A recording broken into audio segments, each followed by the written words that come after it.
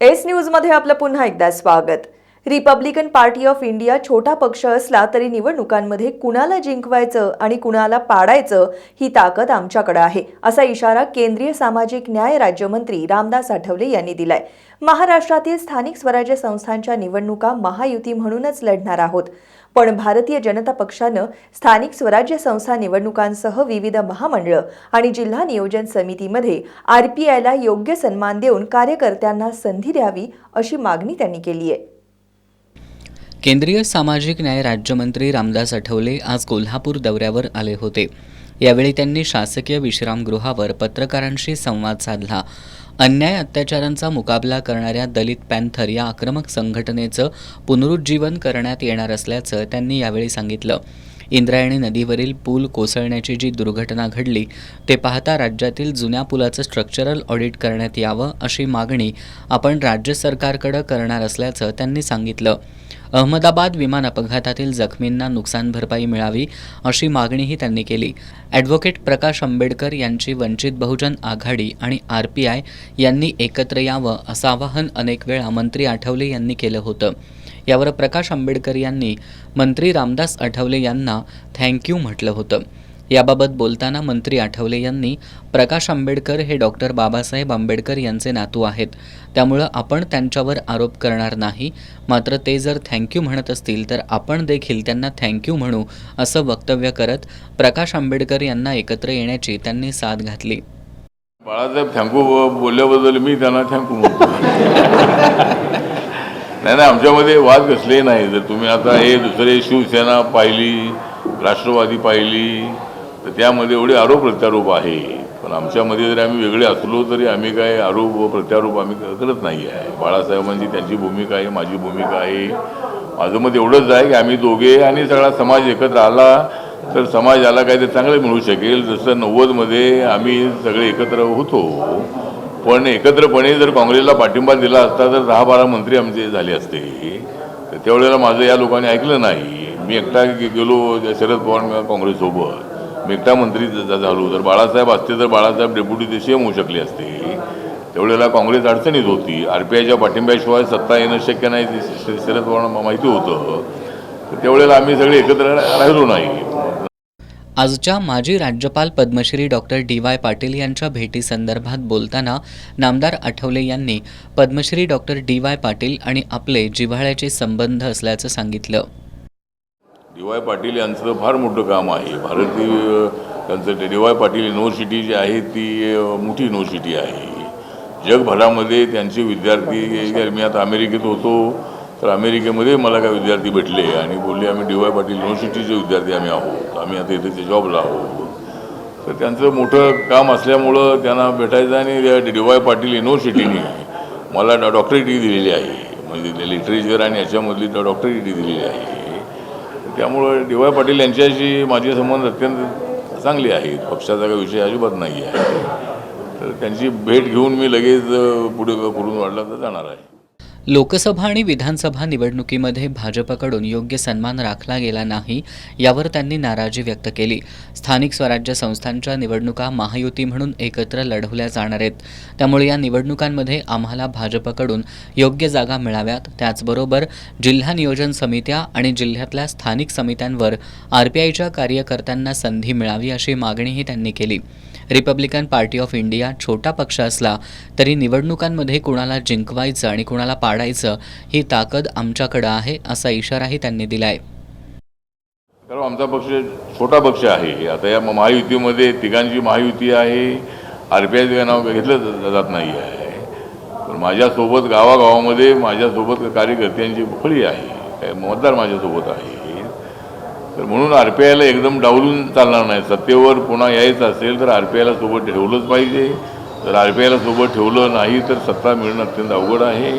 ही गोष्ट त्यांनी लक्षात ठेवणं अत्यंत आवश्यक आहे। त्यामुळे आरपीआयचा आमचा छोटा पक्ष आहे, पण तो कुणाला निवडून आणायचं आणि कुणाला पराभूत करायचं ठरवणारा आमचा पक्ष आहे। या पत्रकार बैठकीला आरपीआयचे पश्चिम महाराष्ट्र अध्यक्ष अशोक गायकवाड, राज्य संघटन सचिव शहाजी कांबळे, जिल्हाध्यक्ष उत्तम कांबळे, बाळासाहेब वाशीकर आदी उपस्थित होते।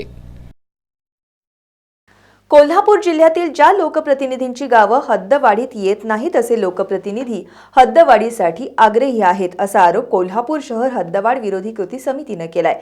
जर हद्दवाढ झाली तर आगामी स्थानिक स्वराज्य संस्थांच्या निवडणुकीवर बहिष्कार टाकू असा इशारा कृती समितीनं दिलाय. हद्दवाढीला विरोध करण्यासाठी मंगळवारी 17 जून रोजी प्रस्तावित 20 गावांमध्ये बंद पाळण्यात येणार आहे. हद्दवाढी विरोधी कृती समितीचे अध्यक्ष उंचगावचे सरपंच मधुकर चव्हाण यांनी पत्रकार बैठकीत ही माहिती दिली आहे. कोल्हापूर महानगरपालिकेच्या प्रस्तावित हद्दवाढी संदर्भात उद्या मंगळवारी मुंबईत जिल्ह्यातील लोकप्रतिनिधींची मुख्यमंत्र्यांच्या उपस्थितीत बैठक होणार आहे. या पार्श्वभूमीवर हद्दवाढ विरोधी कृती समितीच्या पदाधिकाऱ्यांनी आज पत्रकार बैठक घेतली. निवडणूक आयोगाकडून स्थानिक स्वराज्य संस्थांच्या निवडणुकीची तयारी सुरू आहे. अशा परिस्थितीत हद्दवाढ करणं योग्य नाही असं सांगत कृती समितीच्या पदाधिकाऱ्यांनी हद्दवाढीला आपला विरोध कायम असल्याचं स्पष्ट केलं. प्रस्तावित गावांना विश्वासात न घेता हद्दवाढीचा निर्णय झाला तर न्यायालयीन लढाई लढण्याबरोबरच आगामी स्थानिक स्वराज्य संस्थांच्या निवडणुकीवर बहिष्कार टाकू असा इशारा दिलाय. कृती समितीनं प्रस्तावित गावांमधील लोकांच्या हद्दवाढी संदर्भातील भावना शासनापर्यंत पोहोचाव्यात यासाठी मंगळवारी 17 जूनला बंद पाळण्याचा निर्णय घेतलाय. कृती समितीचे अध्यक्ष आणि उचगावचे सरपंच मधुकर चव्हाण यांनी पत्रकार बैठकीत ही माहिती दिली. हद्दवाढ करायचा त्यांचा घात घातलाच तर या ठिकाणी जिल्हा परिषदचे निवडणुका असतील किंवा महापालिकेच्या निवडणुका असतील तर 100% 20च्या 20 गावं आमचे मतदानावर बहिष्कार टाकतील. दुसरी गोष्ट आणि आजचा तातडीचा एक निर्णय आहे की 20च्या 20 गावं आमची की 100% ही उद्या बंद असणार आहेत आणि ह्याच्या पुढं सुद्धा रस्त्यावरच्या लढाया आम्ही 100% सर्व ग्रामस्थ मिळून करणार आहे. या ठिकाणी त्यानंतर सर्वच गावचं आमचं असं एकमत आहे की याच्यामध्ये अंतिम टप्प्यामध्ये कायदेशीर लढाईसुद्धा आम्ही करण्यासाठी आम्ही सक्षम आहे आणि आमची तयारी आहे. या पत्रकार बैठकीला पाचगावचे माजी सरपंच संग्राम पाटील, वडणगेचे माजी सरपंच सचिन चौगुले, उजळाईवाडीचे सरपंच उत्तम आंबवडेकर यांच्यासह गोकुळ शिरगाव, गांधीनगर, कळंबा, मोरेवाडी, मुडशिंगीसह प्रस्तावित 20 गावांचे सरपंच, अन्य पदाधिकारी आणि सदस्य उपस्थित होते. कोल्हापूर शहरासह जिल्ह्यात पावसाचा जोर कायम आहे. यामुळे पंचगंगेच्या पाणी पातळीत झपाट्यानं वाढ होतीये. सध्या कोल्हापूर जिल्ह्यातील एकूण 13 बंधारे पाण्याखाली गेलेत. कोल्हापूर शहरासह जिल्ह्यात दुपारी काही काळ पावसानं विश्रांती घेतली. सकाळी आणि सायंकाळच्या वेळेत मात्र जिल्ह्यात पावसाची रिपरिप सुरूच होती. काही ठिकाणी जोरदार तर काही ठिकाणी मध्यम पाऊस झाला. धरणांच्या क्षेत्रात मात्र अतिवृष्टी झाली. राधानगरी धरणातून पाण्याचा 2500 क्युसेक्स विसर्ग सुरू आहे. गेल्या 24 तासात 12 तालुक्यात सरासरी 51 मिलीमीटर पावसाची नोंद झाली आहे. हवामान विभागानं आज आणि उद्या मंगळवारी जिल्ह्याला पावसाचा ऑरेंज अलर्ट दिलाय. आज सायंकाळी 6 वाजता राजाराम बंधाऱ्याच्या ठिकाणी पंचगंगा नदीची पाणी पातळी 21 फूट 6 इंच इतकी होती. पावसाचा जोर वाढून नद्यांच्या पाणी पातळीत वाढ होत असल्यामुळं राजाराम बंधाऱ्यासह जिल्ह्यातील एकूण 13 बंधारे पाण्याखाली गेलेत. या बंधाऱ्यांवरील वाहतूक पर्यायी मार्गानं वळवण्यात आली आहे. केंद्रीय सामाजिक न्याय राज्यमंत्री रामदास आठवले आज कोल्हापूर दौऱ्यावर होते. या दौऱ्यादरम्यान त्यांनी कसबा बावड्यातील यशवंत निवासस्थानी जाऊन त्रिपुराचे माजी राज्यपाल पद्मश्री डॉक्टर DY पाटील यांची सदिच्छा भेट घेतली. केंद्रीय सामाजिक न्याय राज्यमंत्री रामदास आठवले हे आज कोल्हापूर दौऱ्यावर होते. सकाळी मंत्री आठवले यांनी पद्मश्री डॉक्टर DY पाटील यांची त्यांच्या यशवंत या निवासस्थानी भेट घेतली. DY पाटील ग्रुपचे अध्यक्ष डॉक्टर संजय D पाटील यांनी नामदार आठवले यांचं पुष्पगुच्छ देऊन स्वागत केलं. यावेळी श्रीराम सोसायटीचे चेअरमन संतोष पाटील, माजी नगरसेवक मोहन सालपे, श्रीराम सोसायटीचे माजी चेअरमन राजीव चव्हाण, सुभाष बुचडे, महादेव लांडगे, मिलिंद पाटील, राजीव रणदिवे, सागर येवलुजे यांनीही श्रीराम सोसायटीच्या वतीनं पुष्पगुच्छ देऊन मंत्री आठवले यांचं स्वागत केलं. नामदार रामदास आठवले यांनी पद्मश्री डॉक्टर DY पाटील यांच्या प्रकृतीची विचारपूस करत त्यांच्याशी मनमोकळेपणानं गप्पा मारल्या.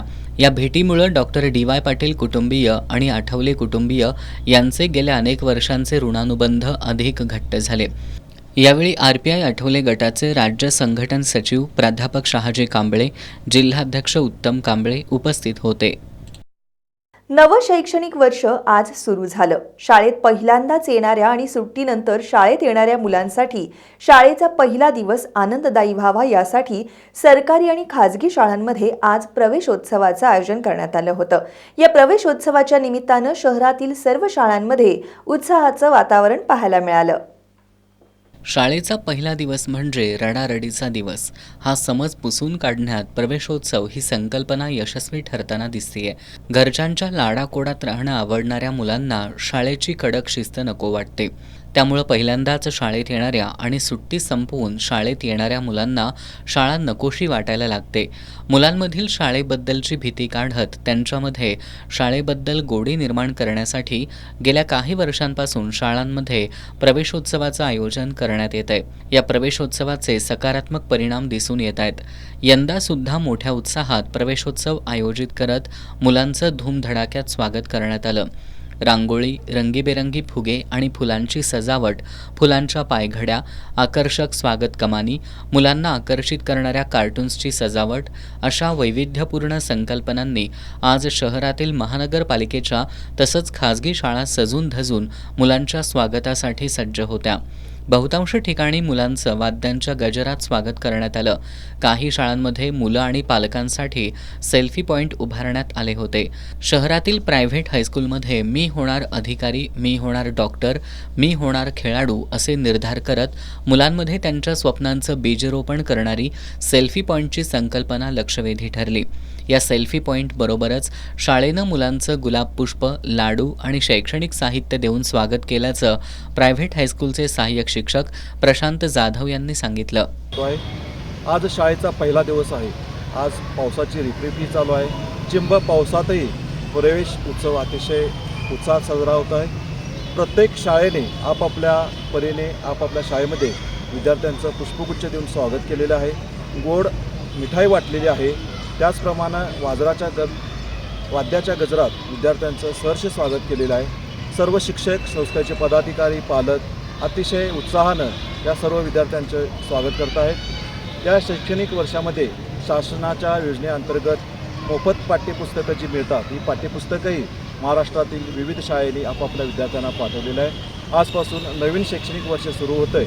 या सर्व विद्यार्थ्यांना खूप खूप. काही मुलांनी आज शाळेच्या पहिल्या दिवशी शिक्षणाचं महत्त्व सांगणारे विविध फलक तसंच कागदी मुकुट परिधान करून शिक्षणाचा संदेश देण्याचा प्रयत्न केल्याचं दी न्यू एज्युकेशन सोसायटीचे सेक्रेटरी प्रभाकर हेरवाडे यांनी सांगितलं. वेगवेगळ्या शाळांमध्ये आमच्याकडं अगदी बालवाडीपासून माध्यमिक शाळांमध्ये, प्राथमिक शाळांमध्ये गुलाब फुलं देऊन पुस्तकं वाटप करून जे शासकीय पुस्तकांचं वाटप या ठिकाणी आम्ही केलं. काही विशिष्ट प्रकारच्या पायघड्या घालून मुलांना स्वागत केलेलं आहे. फुग्यांची कमान करून मुलांचं स्वागत केलं, जेणेकरून नव्यागत मुलाला शाळेमध्ये येण्यासाठी आनंद वाटेल अशा प्रकारचं स्वागत आम्ही या ठिकाणी केलं. काही वर्गामध्ये काही शाळांमध्ये मुलांना नवीन असल्यामुळं मुकुट घालून त्या मुलाचं सुद्धा आम्ही स्वागत केलेलं आहे.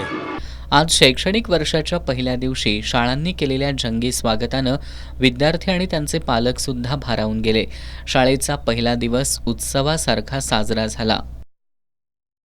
कोल्हापूर शहरातील आवाजवी डोनेशन घेण्यासह शैक्षणिक साहित्य खरेदी ठराविक ठिकाणाहूनच करण्याची सक्ती करणाऱ्या खाजगी शाळांच्या मनमानीवर प्रशासनानं नियंत्रण ठेवावं अशी मागणी युवक, विद्यार्थी, पालक, प्रवेश हक्क आणि संरक्षण संघटनेनं केली आहे. संघटनेच्या वतीनं निवासी उपजिल्हाधिकारी संजय तेली यांना या मागणीचं निवेदन देण्यात आलं. युवक, विद्यार्थी, पालक, प्रवेश हक्क आणि संरक्षण संघटना गेल्या 10 वर्षांपासून खाजगी शाळांकडून होणाऱ्या आर्थिक पिळवणुकीविरोधात आवाज उठवतीये. खाजगी शाळांकडून घेतल्या जाणाऱ्या अवाजवी डोनेशनचा प्रश्न कायम असतानाच आता काही शाळा शैक्षणिक साहित्य विशिष्ट दुकानातूनच खरेदी करण्यासाठी सक्ती करतायत. प्रशासनानं याची दखल घेऊन पालकांची आर्थिक पिळवणूक थांबवावी अशी मागणी युवक, विद्यार्थी, पालक, प्रवेश हक्क आणि संरक्षण संघटनेनं केली आहे. निवासी उपजिल्हाधिकारी संजय तेली यांना याबाबतचं निवेदन सादर करण्यात आलंय. यावेळी निवासी उपजिल्हाधिकारी संजय तेली यांनी सक्ती करणाऱ्या शाळांवर कारवाई करू असं आश्वासन दिलं. या आश्वासनानुसार खासगी शाळांवर कारवाई झाली नाही तर शिक्षण मंत्री आणि पालकमंत्र्यांना निवेदन देऊन आंदोलन करू असा इशारा संघटनेनं दिलाय. आज आम्ही निवासी जिल्हाधिकारी तेलीसाहेब यांना विद्यार्थी संघटनेतर्फे शाळेच्या काही गोष्टी मांडण्यात आलेल्या आहेत. त्यामध्ये ड्रेस ठराविक दुकानातून घेणे याच्यावर कारवाई करण्याबाबत आम्ही आमचे मत तिथं मांडले आहे. त्याचप्रमाणे इमारतीला दुरुस्तीचे डोनेशन घेतात ते इमारतीच्या आकारमानप्रमाणे प्रत्येक विद्यार्थ्याने ठराविक रक्कम घ्यावी असे आम्ही त्यांना निवेदनात म्हटले आहे. निवेदन सादर करताना संघटनेचे उपाध्यक्ष गौरव पवार, सचिव फिरोज सरगूर, निमंत्रक प्रतापसिंह शेटे, राजू थोरवडे, सुभाष घाटगे, नागेश शिंदे, सुभाष कदम, गोकुळ कांबळे, शशिकांत कदम, अथर्व पवार, अनिल ओंकार, पप्पू जाधव आदी उपस्थित होते. सध्या कोल्हापूर रत्नागिरी महामार्गाचं काम सुरू आहे. हे काम प्लॅन इस्टिमेटनुसार होत नाही, तसेच कामाचा दर्जा नाही असा आरोप करत राष्ट्रीय बहुजन महासंघाच्या वतीनं आज वाघबीळ इथं रास्ता रोको आंदोलन करण्यात आलं. आंदोलनावेळी महासंघाच्या पदाधिकाऱ्यांनी या कामातून ठेकेदार आणि अधिकाऱ्यांच्या संगनमतानं शासनाच्या निधीचा गैरवापर होतोय असा आरोप केला. राष्ट्रीय बहुजन महासंघानं नागपूर रत्नागिरी महामार्गाच्या कोल्हापूर ते रत्नागिरी या टप्प्यातील कामांबाबत गंभीर आक्षेप घेतलेत. महामार्गाचं काम प्लॅन एस्टिमेटनुसार आणि योग्य गुणवत्तेनुसार होत नाही असा आरोप महासंघानं केलाय. याबाबत भारतीय राष्ट्रीय राजमार्ग प्राधिकरणाला माहिती असून देखील अधिकारी आणि ठेकेदार यांच्या संगनमतानं शासनाच्या निधीचा गैरवापर होत असल्याचं सांगत महासंघानं आज वाघबीळ इथं रास्ता रोको आंदोलन केलं. कामासाठी वापरलं जाणारं बांधकाम साहित्य निकृष्ट दर्जाचं असून प्राधिकरणाच्या तांत्रिक विभागानं याची उच्चस्तरीय चौकशी करून दोषी आढळणाऱ्यांवर फौजदारी स्वरूपाची कारवाई करावी अशी मागणी महासंघानं केली आहे. त्या आंदोलनाची रीतसर परवानगी आम्ही 9 जून रोजी मागितलेली होती आणि त्या पद्धतीत शासनाची जी भूमिका आहे, आत्ता जो कोल्हापूर रत्नागिरी हायवे आहे, ह्या हायवेचं काम निकृष्ट दर्जाचं चालू आहे. खडीमध्ये, ग्रीटमध्ये माती आणि जांभा दगड मिक्स करून हे काम करण्याचं चालू आहे. आता परवाच रत्नागिरीमध्ये अनेक प्रकारे घडलेला आहे, परत सिंधुदुर्गमध्ये प्रकार घडलेले आहेत. या कामाच्या भरावामध्ये बुरुम असणं गरजेचं आहे, तिथं माती टाकली जाते आणि या सगळा प्रश्न प्रशासनाच्या दरबारी मांडण्यासाठी, प्रशासनाला जाग आणण्यासाठी आणि जनतेमध्ये जनजागृती करण्यासाठी आज राष्ट्रीय बहुजन महासंघाचे रस्ता रोको आंदोलन होते. त्या आंदोलनादरम्यान सर्व आंदोलकांना पोलिसांनी ताब्यात घेऊन त्यांच्यावरती गुन्हे दाखल केलेले आहेत. लोकशाही मार्गानं आज आंदोलन करत असताना हे पोलीस प्रशासनानं केलेलं काम हे कितपत योग्य आहे याचा विचार करणं आज गरजेचं आहे की खरोखरच या देशामध्ये लोकशाही नांदते का, हा विचार करणं गरजेचं आहे. दरम्यान जिल्ह्यात 26 जूनपर्यंत बंदी आदेश लागू असताना आंदोलन केल्याबद्दल कोडोली पोलिसांनी महासंघाच्या 13 जणांवर गुन्हा दाखल करत त्यांना ताब्यात घेतलं. सायंकाळी सर्व आंदोलकांना सोडण्यात आलं. कोडोली आणि पन्हाळा पोलिसांना महासंघानं रीतसर पत्रव्यवहार करून आंदोलनाबाबत माहिती दिली असतानाही पोलिसांनी लोकशाही मार्गानं चाललेलं आंदोलन हाणून पाडण्याचा प्रयत्न केल्याचं सांगत आंदोलकांनी पोलिसांचा निषेध केला. गावातील जिल्हा परिषदेच्या शाळेची पटसंख्या वाढावी यासाठी पन्हाळा तालुक्यातील मल्हारपेठ गावचे सरपंच, उपसरपंच आणि सदस्यांनी अनुकरणीय निर्णय घेतलाय.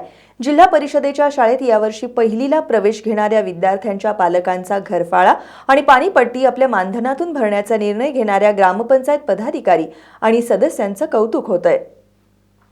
जिल्हा परिषदेच्या शाळांकडे विद्यार्थी वळावेत यासाठी गावागावांमधून सकारात्मक उठाव होऊ लागलाय. काही ग्रामपंचायतींनी जिल्हा परिषदेच्या शाळेत प्रवेश घेणाऱ्या विद्यार्थ्यांच्या पालकांचा घरफाळा पाणीपट्टी माफ करण्याचा निर्णय घेतलाय. या निर्णयाचं अनेक ठिकाणी अनुकरण होत असतानाच पन्हाळा तालुक्यातील मल्हारपेठ ग्रामपंचायतीचे पदाधिकारी आणि ग्रामपंचायत सदस्यांनी त्यांच्या मानधनातून जिल्हा परिषद शाळेत प्रवेश घेणाऱ्या विद्यार्थ्यांच्या पालकांचा घरफाळा आणि पाणीपट्टी भरण्याचा निर्णय घेतलाय. जिल्हा परिषदच्या शाळेत पहिलीचे जे विद्यार्थी प्रवेश घेणार आहेत त्यांच्या घरात घरफाळा आणि पाणीपट्टी ग्रामपंचायतीच्या वतीने सरपंच आणि सदस्यांच्या वतीने भरण्यात येणार आहे. पन्हाळा पंचायत समितीचे शिक्षण विस्तार अधिकारी प्रकाश सूर्यवंशी यांच्या उपस्थितीत आज मल्हारपेठमधील प्राथमिक शाळेत प्रवेशोत्सव साजरा झाला.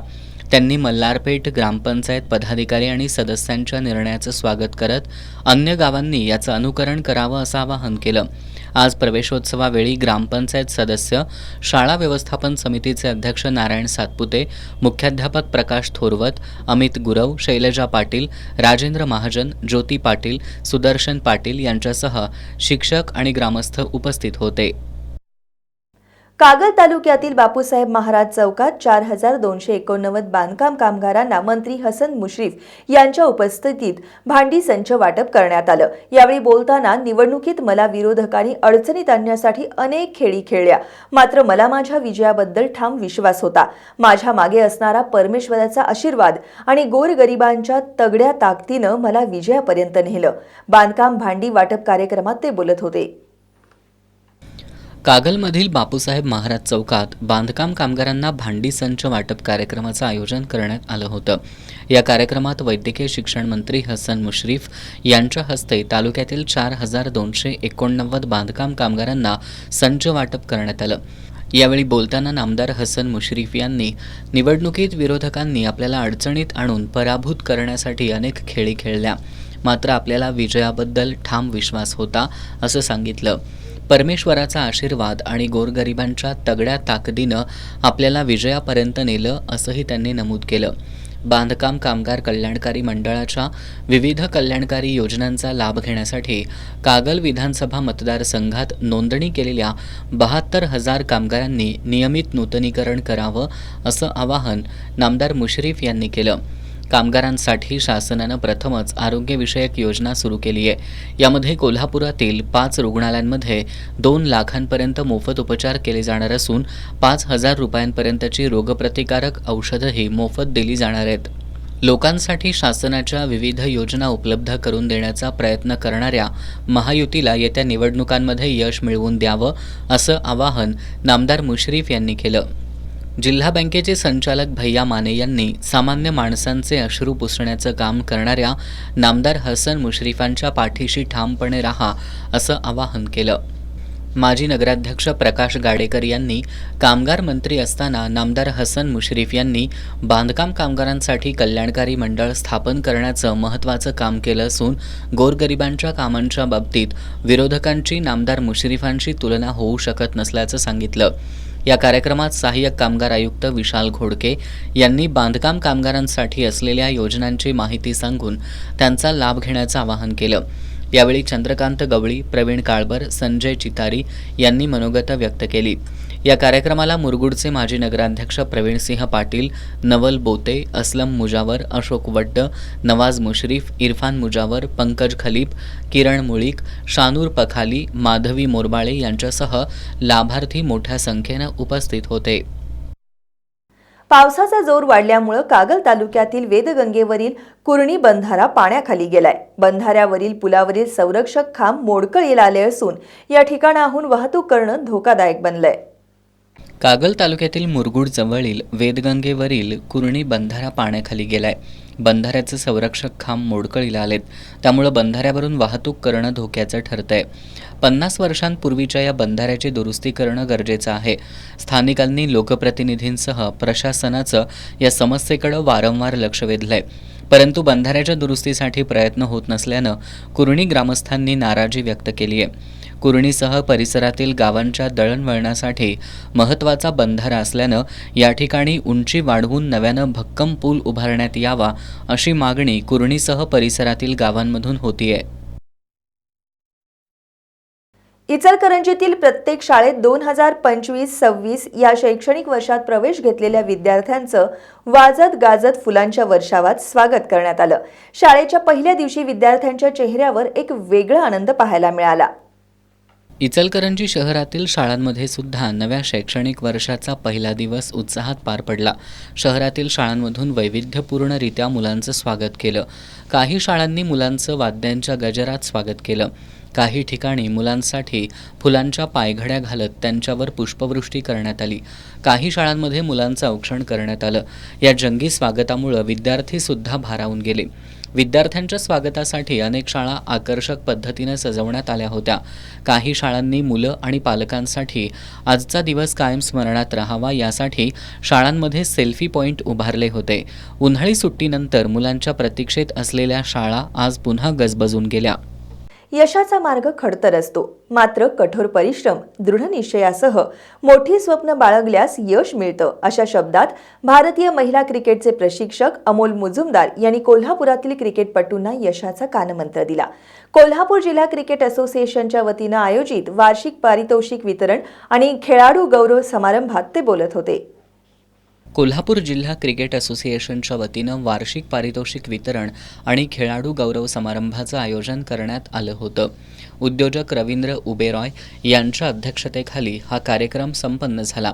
यावेळी भारतीय महिला क्रिकेट संघाचे प्रशिक्षक अमोल मुजुमदार आणि कोल्हापूर जिल्हा क्रिकेट असोसिएशनचे अध्यक्ष माजी खासदार संभाजीराजे छत्रपती यांची प्रमुख उपस्थिती होती.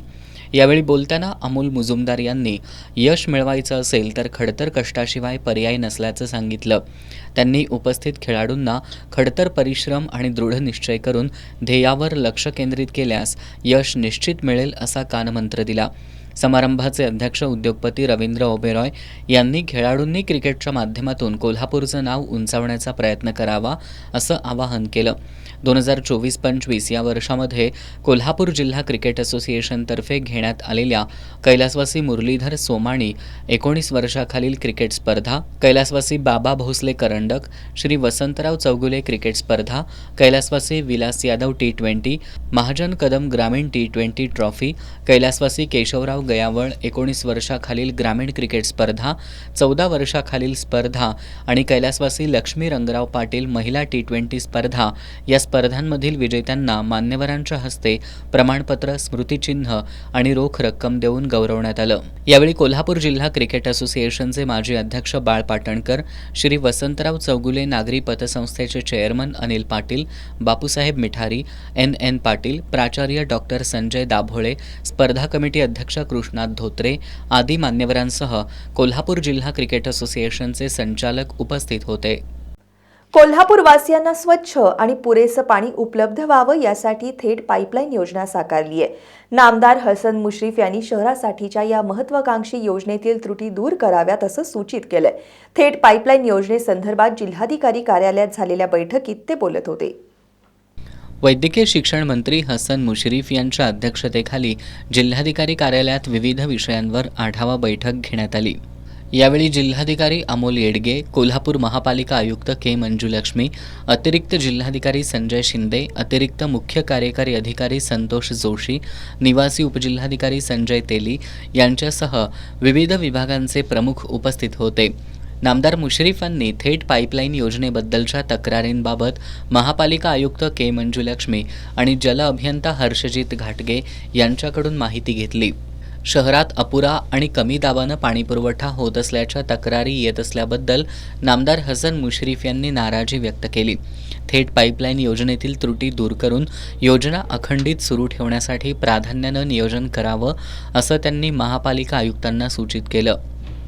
नामदार हसन मुश्रीफ यांनी जिल्ह्यातील शेतकऱ्यांना खत पुरवठा करणं, बी बियाण्यांचा पुरवठा करणं याबाबत जिल्हा अधीक्षक कृषी अधिकारी यांना सूचना केल्या.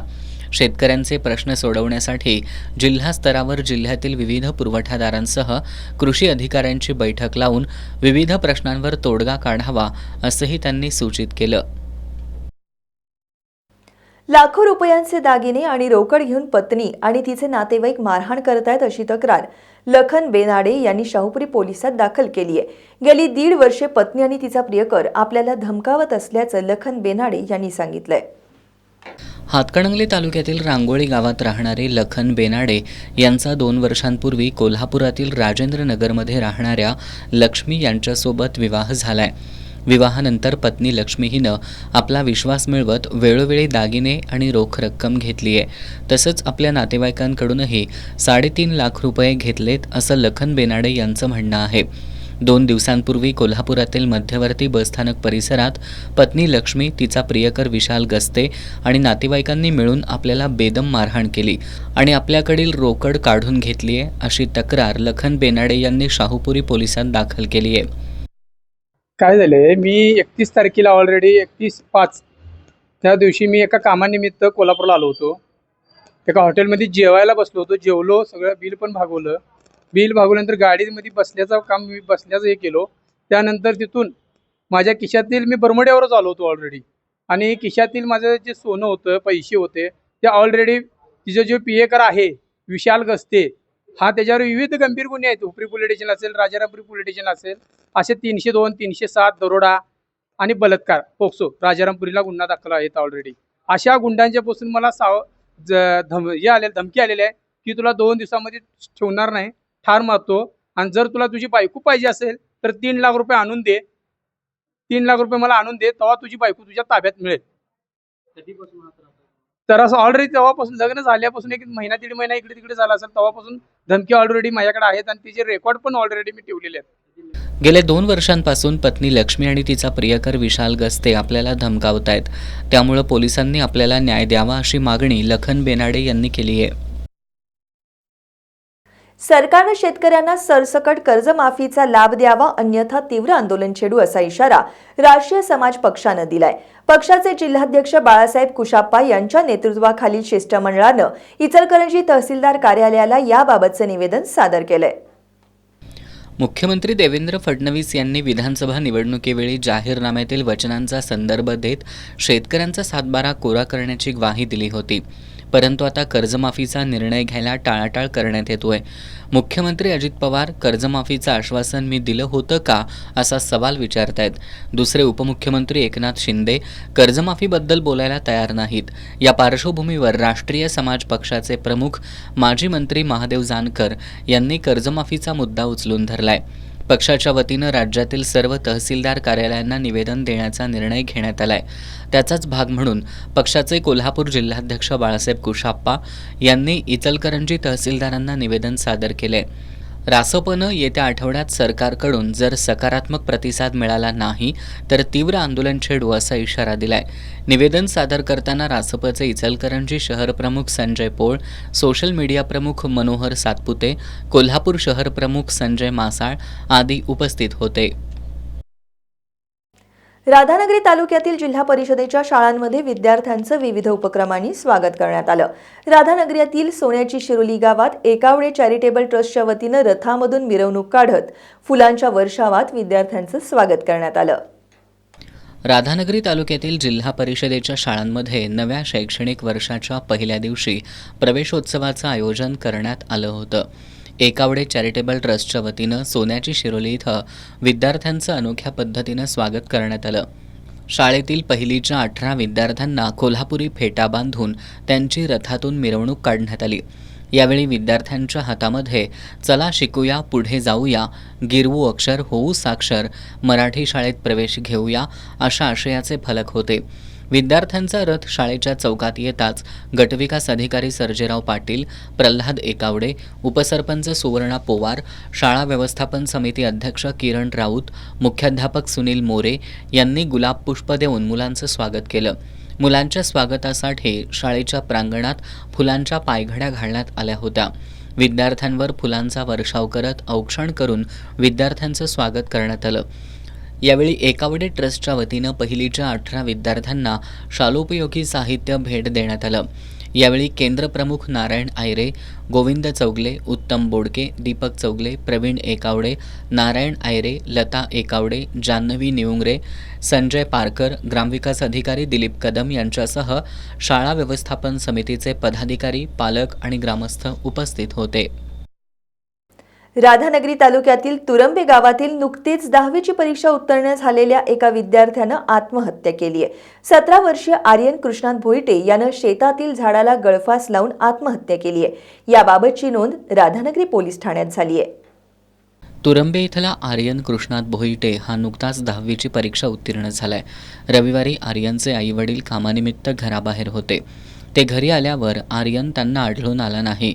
घरच्यांनी त्याचा शोध सुरू केल्यावर आर्यननं शेतातल्या झाडाला गळफास लावून घेतला असल्याचं उघडकीला आलंय. आर्यनच्या या आत्महत्येचं नेमकं कारण अद्याप स्पष्ट झालेलं नाही. राधानगरी पोलीस या प्रकरणी अधिक तपास करतायत. करवीर पोलिसांनी कोल्हापूर पन्हाळा मार्गावरील शिवतेज वॉटर पार्क परिसरातल्या झाडीत सुरू असलेल्या 3 पाणी जुगार अड्ड्यावर छापा कारवाई करत 10 जणांविरोधात गुन्हा दाखल केलाय. पोलिसांनी या ठिकाणाहून 8 दुचाकी, 2 4-चाकी वाहनं आणि मोबाईल संच असा 19 लाख रुपयांचा मुद्देमाल जप्त केलाय.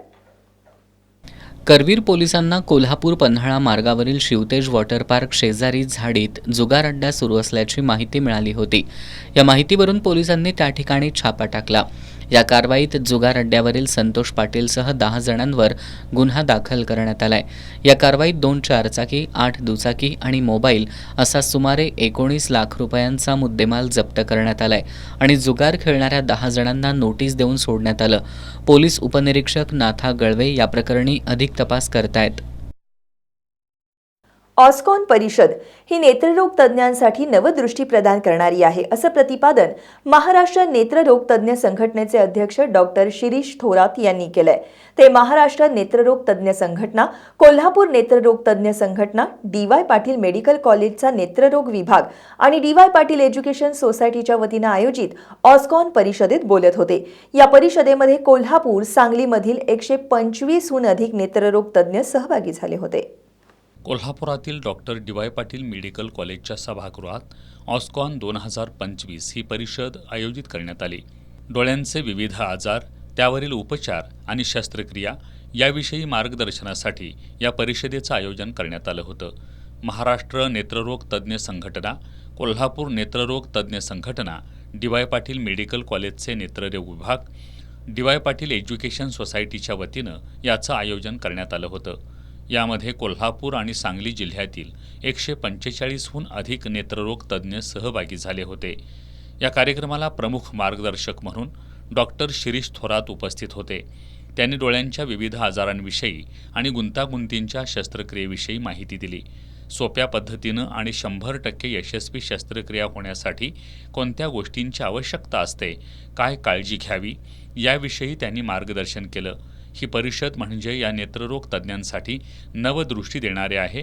अशा पद्धतीचा उपक्रम राबवून नेत्ररोग तज्ज्ञांना आणि पदव्युत्तर वैद्यकीय विद्यार्थ्यांना चांगली संधी उपलब्ध करून दिल्याचं त्यांनी सांगितलं. डॉक्टर वर्धमान कंकारिया आणि डॉक्टर ऋषी स्वरूप यांनी बुबुळांचे आजार आणि मोतीबिंदू शस्त्रक्रिया याविषयी मार्गदर्शन केलं. श्रुतिका कंकारिया यांनी मधुमेह नेत्रपटलाबद्दल मार्गदर्शन केलं.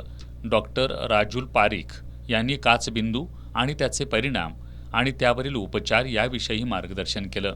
डॉक्टर आदिती वटवे यांनी मोतीबिंदू, डोळ्यांची पापणी आणि डोळ्यांच्या ग्रंथींचे आजार तसंच त्यावरील शस्त्रक्रिया याबद्दल माहिती दिली.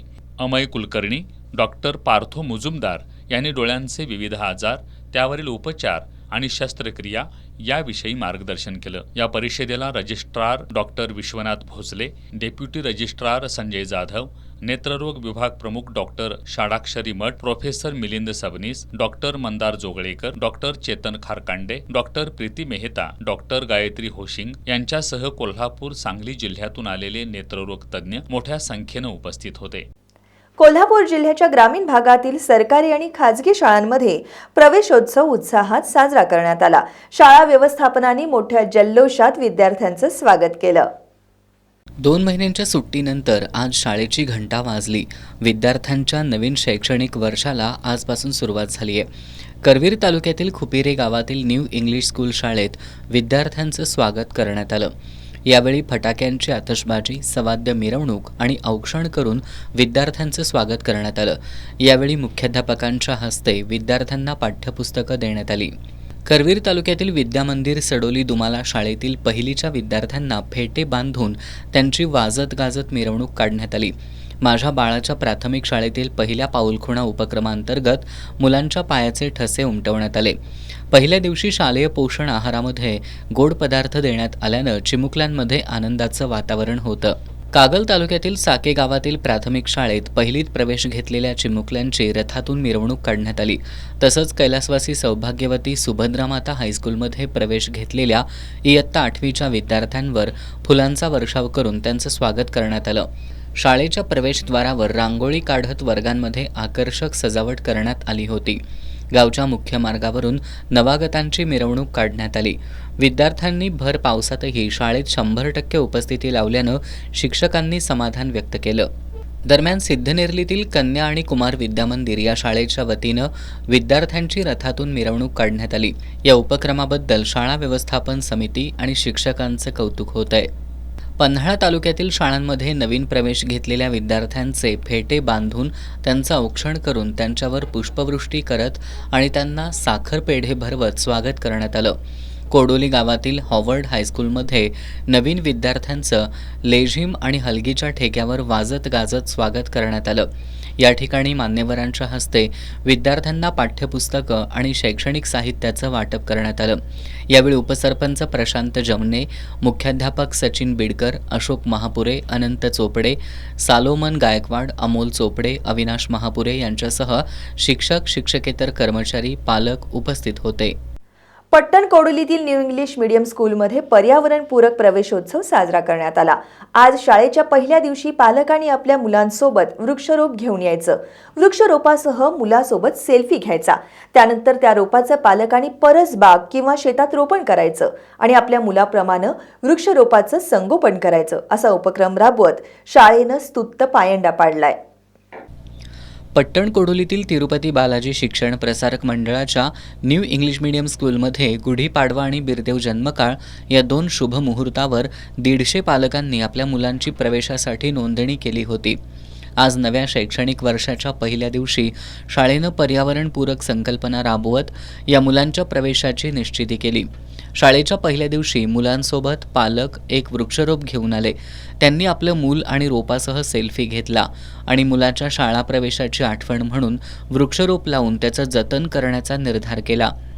मुलांच्या शाळा प्रवेशाच्या निमित्तानं पालकांना वृक्षरोपाच्या संगोपनाची सक्ती करणाऱ्या शाळेच्या या उपक्रमाचं सर्वत्र कौतुक होत आहे. आज पहिल्यांदा शाळेत प्रवेश करणाऱ्या मुलांच्या पालकांसह यापूर्वी शाळेत प्रवेश घेतलेल्या मुलांच्या पालकांनी सुद्धा या उपक्रमात मोठ्या आनंदानं सहभाग घेतला.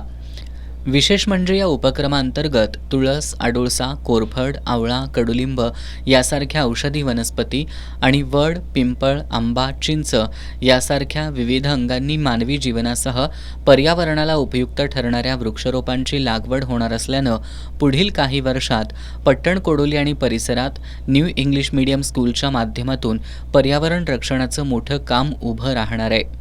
आज या पर्यावरणपूरक प्रवेशोत्सवावेळी संस्थेचे शैक्षणिक सल्लागार जितेंद्र वसगडेकर, सचिव प्रमोद बोरगावे, सत्यजित मगदूम, शाळेचे मुख्याध्यापक उदय बिरांजे, पर्यवेक्षिका संगीता भातमारे यांच्यासह शिक्षक आणि पालक उपस्थित होते. संस्थेच्या वतीनं यंदाचं वर्ष हे पर्यावरणपूरक वर्ष म्हणून घोषित करण्यात आलं. शेवटी पुन्हा एक नजर आजच्या ठळक घडामोडींवर. केंद्रीय राज्यमंत्री रामदास आठवलेंनी भाजपकडून सन्मानाची वागणूक मिळत नसल्याबद्दल व्यक्त केली नाराजी. आरपीआय छोटा पक्ष असला तरी पक्षाकडे कुणाला विजयी करायचं आणि कुणाला पराभूत करायचं याची ताकद आहे, अशा शब्दात नामदार आठवलेंनी भाजपसह महायुतीला दिला इशारा.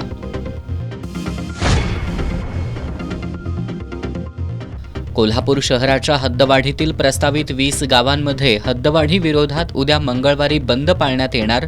हद्दवाढ विरोधी कृती समितीचे अध्यक्ष मधुकर चव्हाण यांची माहिती. कोल्हापूर शहरासह जिल्ह्यात पावसाचा जोर कायम. जिल्ह्यातील 13 बंधारे पाण्याखाली.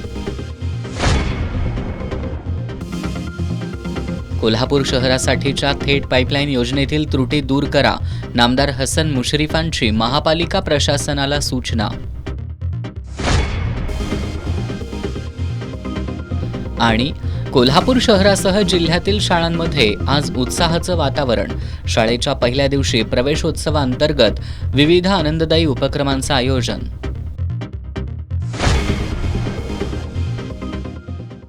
बातम्यांच्या ताज्या अपडेट्ससाठी एस न्यूज कोल्हापूर हे मोबाईल ॲप डाउनलोड करा आणि याबरोबरच आजचं बातमीपत्र संपलं. नमस्कार.